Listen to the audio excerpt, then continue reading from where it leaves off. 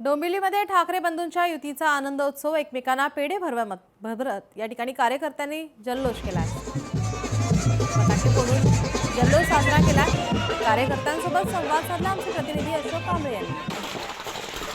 शिवसेनेचे जिल्हाध्यक्ष तात्या माने आपल्या बरोबर, त्यांना विचारूया की माने साहेब, काय आपल्याला वाटतं आज जो स्वप्न होतं मराठी माणसांचं की दोन्ही भाव एकत्र येऊन राजकारण करावं आणि येणाऱ्या निवडणुकीला सामोरे जावं, आज घोषणा झालेल्या दोन्ही भावाची एकत्रपणे, काय वाटतंय?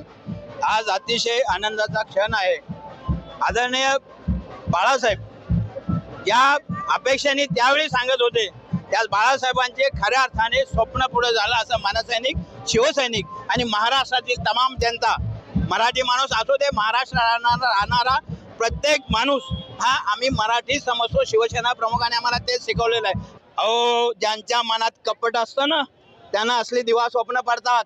कोणत्याही परिस्थितीत आम्हाला शिवसेना प्रमुखांनी शिकवलेलं आहे की कुणालाही एक शब्द दिला तर 25 वेळा विचार करा, दिला तर मागे येत नाही। आणि त्या शिवसेना प्रमुखांचे हे वंशज आहेत, त्यामुळे असे यांच्याकडे दुसरं आहेच काय हो। अंगावर काटा येईल अशी परिस्थिती आज आहे। आजही हात थरथरत आहेत।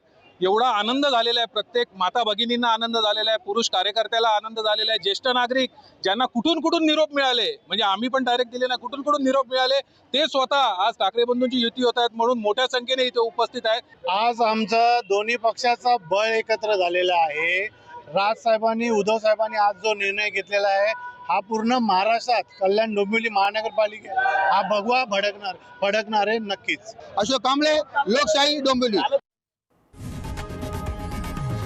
लोकशाही मराठी, ऐका, पहा, जागरूक रहा।